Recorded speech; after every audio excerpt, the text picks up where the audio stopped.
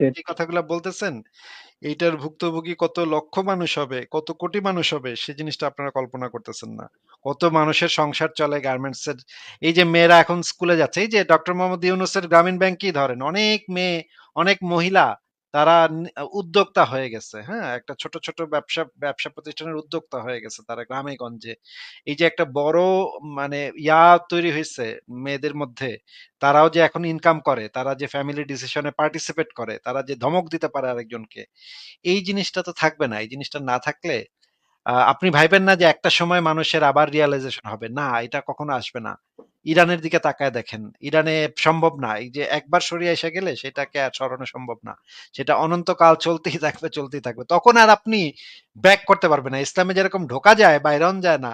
এখানেও আপনি একবার ঢুকতে পারবেন কিন্তু বাইরিতে পারবেন না। বাইরিতে যখন পারবেন না তখন কিন্তু তখন কিন্তু সবারই কানতে হবে।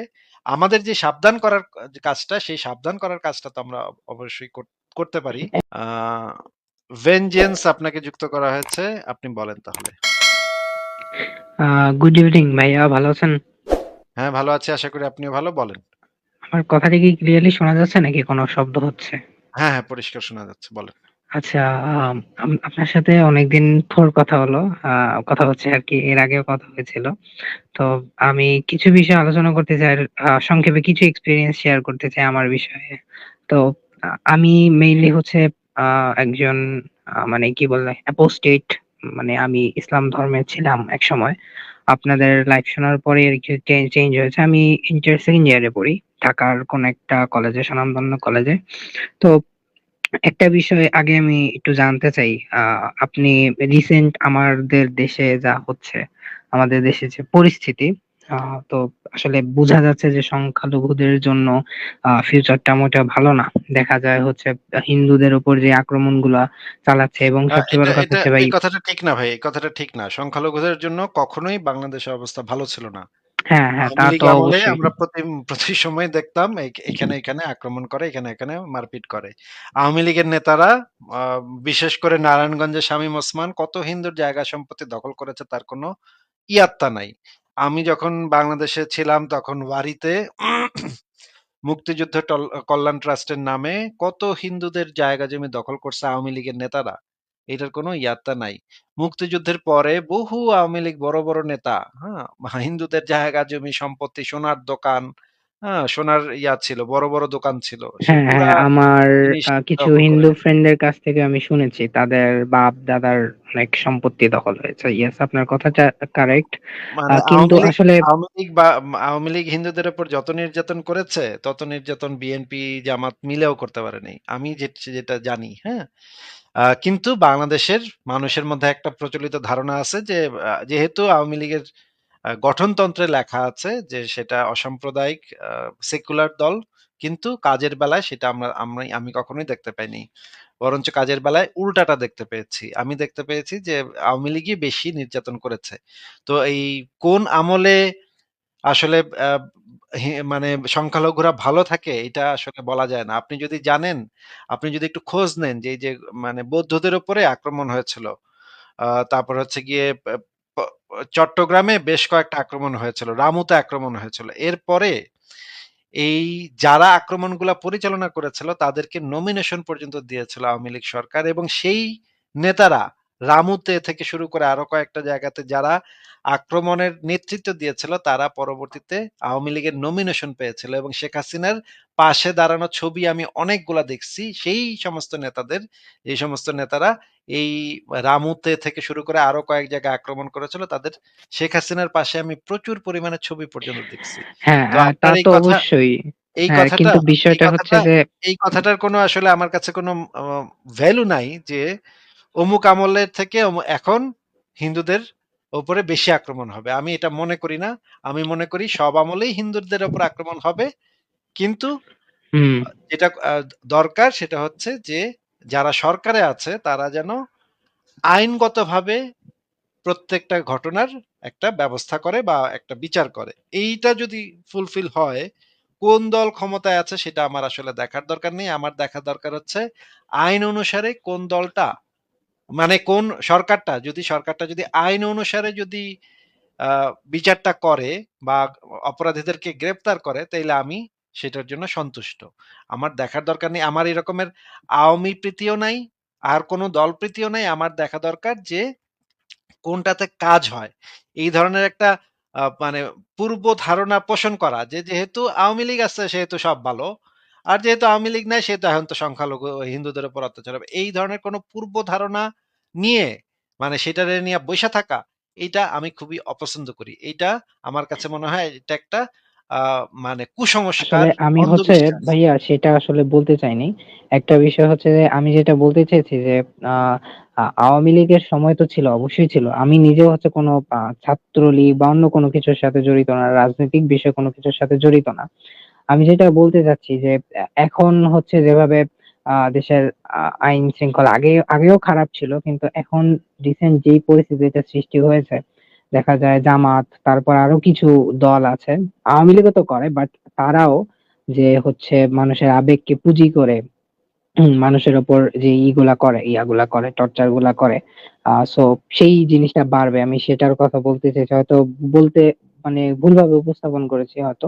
কিন্তু আরো একটা বিষয় হচ্ছে যে আওয়ামী লীগ, আপনি যেটা বললেন নমিনেশন দিয়েছে, হ্যাঁ দিয়েছে, কারণ আসলে আওয়ামী লীগ যা বলে যে তাদের গঠনতন্ত্রের মধ্যে অসাম্প্রদায়িকতার কথা বিষয়টা আছে, বা তারা আসলে এই জিনিসটা ভালো পারে যে ধর্মনিরপেক্ষতার কথা বলে, হ্যাঁ সম্প্রীতির কথা বলে রাজনীতি করা, এই জিনিসটা তারা ভালো পারে বাইরের দিক থেকে দেখায়, কিন্তু আসলে তাদের দলের জন্য যেটা আসলে ভালো, তারা বা তাদের নিজেদের স্বার্থের কথাটাই আসলে চিন্তা করে, এটা সবাই চিন্তা করে। তো সেটাই আরকি বলতে চেয়েছি আরকি। কিন্তু আমার কোয়েশ্চেনটা ছিল, মেইন যে কোয়েশ্চেনটা, আপনি একটু আগে বলেছেন যে এই ইউনূস সরকার যদি নিয়ন্ত্রণ করতে না পারে, ভবিষ্যতে কোনো একটা জঙ্গি সংগঠন বা এই টাইপের কিছু ইসলামিক কোনো দল ক্ষমতায় আসবে। আমার আসলে রাজনীতি সম্পর্কে খুব বেশি নলেজ নাই।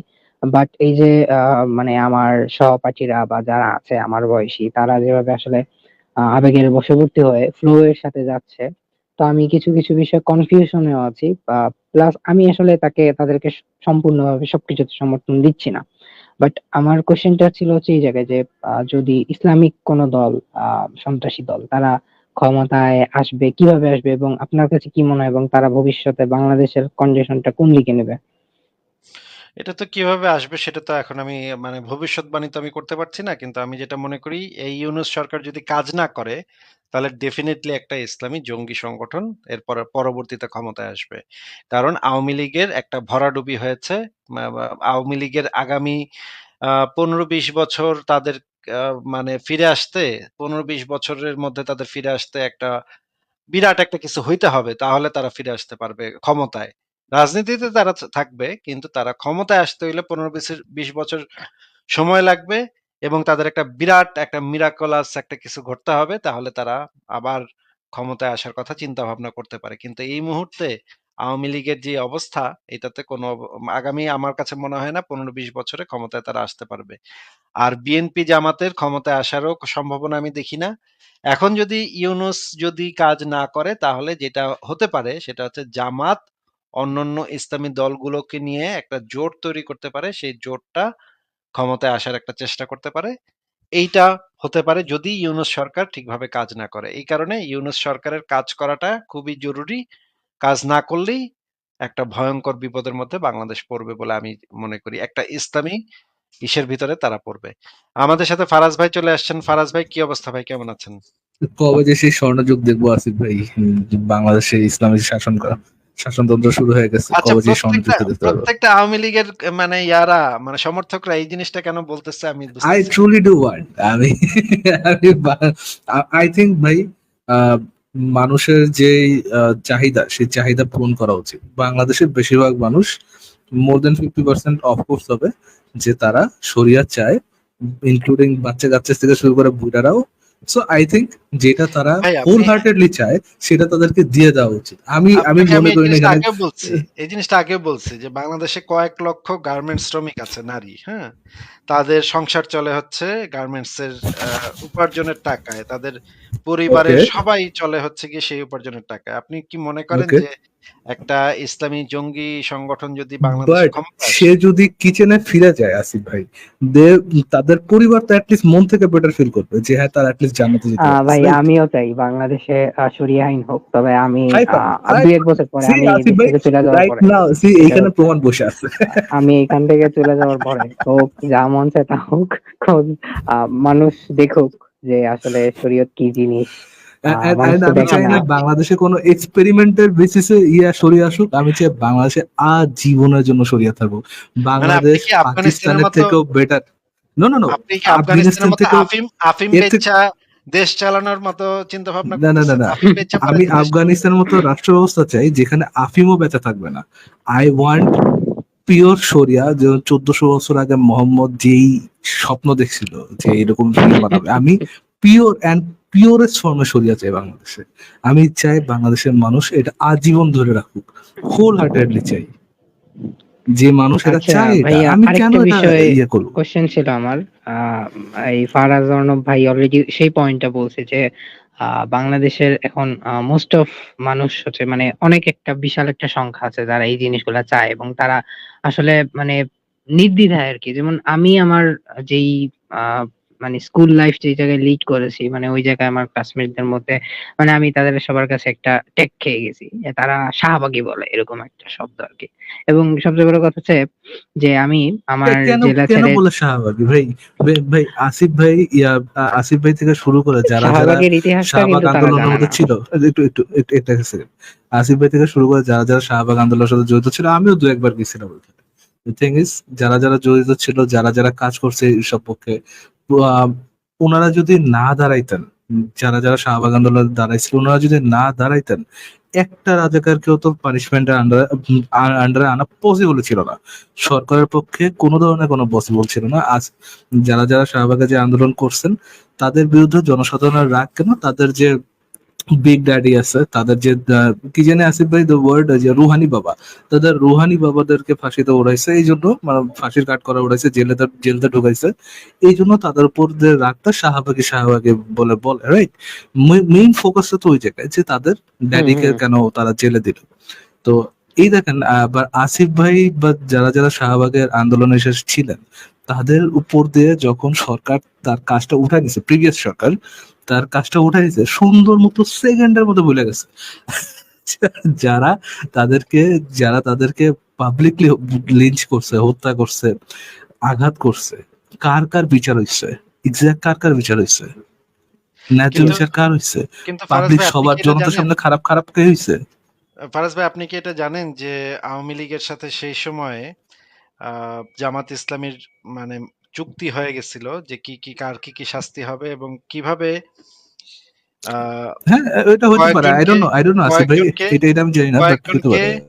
কয়েকজনকে বিদেশে চলে যাওয়ার সুযোগ দেওয়া হবে, কাকে কাকে বিদেশে চলে যাওয়ার সুযোগ দেওয়া হবে, এই ধরনের মৌখিক চুক্তি পর্যন্ত আওয়ামী লীগের সাথে হয়ে গেছিল। এবং তা এই পুরা জিনিসটা প্ল্যান হয়ে গেছিল যে কিভাবে জামাত ইসলামীর যে বড় বড় যুদ্ধাপরাধী আছে, বড় বড় রাজাকার আছে, তাদের মধ্যে একটা জি বড় অংশ বাইচা যাবে। জি। ফাইসা যাবে কে কে? আচ্ছা, ফাইসা যাবে হচ্ছে গিয়ে আম, আহ, ওই সালাউদ্দিন কাদের একেবারে চৌধুরীর সালাউদ্দিন একেবারে কাদের যেটা চক্ষু চৌধুরীর ইয়ে। হ্যাঁ, সালাউদ্দিন কাদের চৌধুরী কিছু ফাঁসি হইতই, এটা মানে এটার কিছু করার ছিল না, এটারে বাঁচানো সম্ভব ছিল না।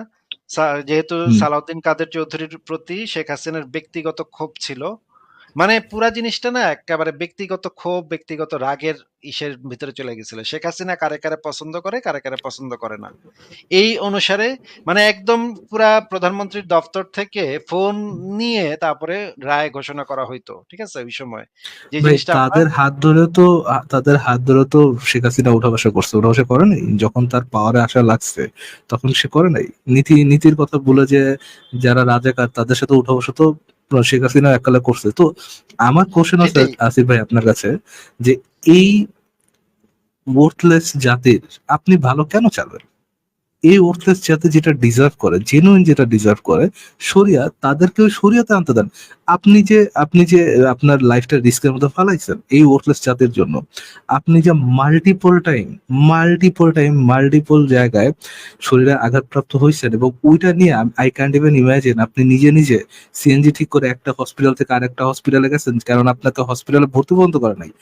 এই ওয়ার্থলেস পিস অফ শিট জাতের জন্য আপনি কেন চাবেন যে এরা এই মানবিক হোক, এই হোক সেই হোক? কেন? তারা যেটা জেনুইনলি চায়, মন থেকে চায়, তাদেরকে এটা তো করে দেওয়া উচিত, তাদেরকে এটা হইতে দেওয়া উচিত। আমি মনে করি বাংলাদেশে জেনুইনলি 100% সেন্সে সরিয়ে আসা উচিত, এবং কোন এক্সপেরিমেন্টের বেসে না যে 5 বছর থাকুক, 10 বছর থাকুক, 20 বছর থাকুক, না, সারা জীবনের জন্য।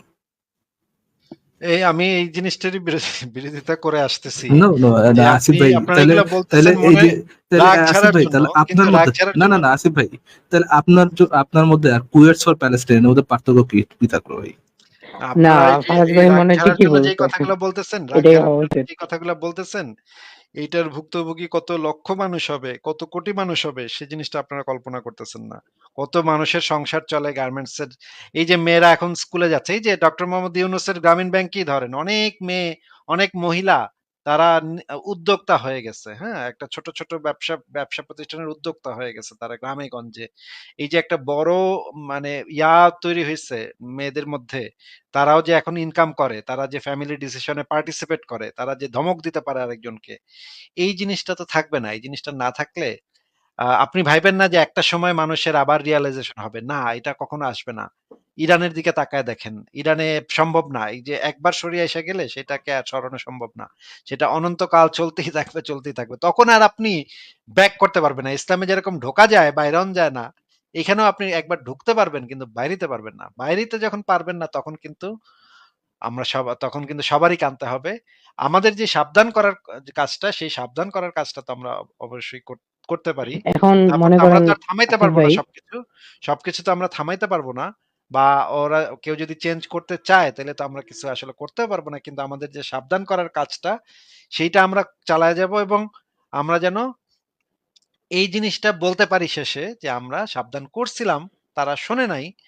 এখন মারা খাইলে আর কি করার আছে? এখানে তো আচ্ছা আমাদের আর আসিফ কিছু ভাই, করার নাই। আপনি যে শরিয়ার কথা বললেন, একবার ঢুকলে আর বের হওয়া যায় না, ইরানের উদাহরণ টানলেন। হ্যাঁ, কথাটা ঠিকই, কিন্তু আমার কোশ্চেন হচ্ছে, আজকে যদি জামাত অন্য দলের সাথে জোট করে বা এনি হাউ কোনো ভাবে যদি হচ্ছে আসে, ক্ষমতায় আসে, এবং তাদেরকে সর্বপ্রথম যেটা করতে হবে, দেশের গঠনতন্ত্রকে চেঞ্জ করতে হবে, দেশের যে কনস্টিটিউশন সেটাকে সম্পূর্ণ চেঞ্জ করতে হবে, মানে মূল মূল জিনিসগুলো অবশ্যই চেঞ্জ করতে হবে, যেগুলাকে বলা হয়েছে যেগুলো অপরিবর্তনীয়। হ্যাঁ, সেগুলো চেঞ্জ করতে হবে, নীতিগুলো চেঞ্জ করতে হবে। তো সেই ক্ষেত্রে আমার প্রশ্ন, দেশের একটা মানে সংখ্যা তো আছে যারা শিক্ষিত বা যারা দেশের সংস্কৃতি লালন করে, মানে বিভিন্ন বুঝে নিত, মুক্ত চিন্তা করে। ঢাকা বিশ্ববিদ্যালয়ে অনেক শিক্ষিত সমাজ আছে, তারপর আরো অনেকে আছে। তো আমার প্রথম কোশ্চেন হচ্ছে, এরা কি আদৌ বসে থাকবে? তারপর দ্বিতীয় হচ্ছে, পাশে যে ভারত আছে, ভারত কি মানে এই বিষয়ে কোনো ভূমিকা রাখবে, বা ভারতের প্রতিক্রিয়া কি হবে? ভারতের প্রতিক্রিয়া হবে পাকিস্তানের বেলায়, ভারতের যে প্রতিক্রিয়া সেই এখানেও সেই প্রতিক্রিয়া হবে। যে দুই পাশে ২ টা জঙ্গি রাষ্ট্র নিয়ে বসে থাকবে। তারপরে মাঝে, মাঝে ফুটপাত মারামারি লাগবে। এগুলা হবে আরকি। হ্যাঁ, আচ্ছা, একটা বিষয় হচ্ছে যে, এই যে আমি যেটা বলতে নিয়েছিলাম যে, এত বেশি এত মানুষ, এই যে মানে যারা দেখা যায় তারা পড়াশোনা করে, বাট তারা এই যে এইসব জিনিসপত্র চায়, শরিয়া চায়, হ্যান চায়, ত্যান চায়, এবং তারা যথেষ্ট পরিমাণে ধর্মান্ধ। তো আমরা তো দেখছি যে এখন দেশের শিক্ষা ব্যবস্থা একদম অনেকটাই নষ্ট হয়ে গেছে, এবং শেখ হাসিনার আমলে, মানে হাসিনা, সে দেখা যাচ্ছে সরি যে আসিফ ভাই, একটা ফোন কল আসছিল আর কি। সরি, আপনি মনে হয় কিছু একটা বলছেন, আমি শুনতে পারিনি, একটা ফোন কল আসছিল আর কি। না, না, কিছু বলিনি। অসুবিধা নেই। হ্যাঁ, এই যে হ্যাঁ, মানে, ভেঞ্জান্স ভাই বলেন, তারপর আপনাকে আমরা আপনি শেষ কথাটা বলেন তাহলে। জি, আমি বলতে চাচ্ছিলাম যে এই যে মানে দেশে যে হচ্ছে ধর্মান্ধতার সংখ্যা বেড়েছে, মানে যে এত পরিমাণে ধর্মান্ধ, এখন তো মানে দেশের পড়াশোনার অবস্থা খুবই খারাপ, কারণ দেখা যায় যে বিভিন্ন পাবলিক পরীক্ষাগুলোতেও দেখা যায় যে পাশের রেট বাড়ানোর জন্য শেখ হাসিনা অনেক কিছু করছে, মানে সরকারের পক্ষ থেকে এগুলো করা হয়েছে, মানে পাশ করায় দেওয়া হ্যান ত্যান, মানে পড়াশোনার ধারের কাছে নাই। তো যারা দেখা যায় পড়াশোনা করে বা মানে শিক্ষা দীক্ষার সাথে জড়িত, যদি শিক্ষা ব্যবস্থা ঠিক নাই, তো তারাও এই মানে বিশাল লেভেলের ধর্মান্ধ, ভারত বিদ্বেষী। এর রুটটা কি, বা এটা কিভাবে হলো, বা মানে এর মেইন রিজনটা কি, কি বলে আপনি মনে করেন? সেটা আমার লাস্ট কোয়েশ্চেন ছিল। এগুলো নিয়ে তো ভাই আমরা অনেক আলোচনা করেছি ভাই। অসংখ্য লাইভে আলোচনা করেছি। এই পুরোনো কথা তো আর বারবার বলার কোনো নাই। অসংখ্যবার এগুলো আলোচনা হয়ে গেছে। আপনি তাহলে বাট মেইন ইয়ে তো আসিফ ভাই, তারা হিন্দু। এটা হ্যাঁ, এটা অবশ্যই মেইন ফ্যাক্টর। মুশরিক তারা।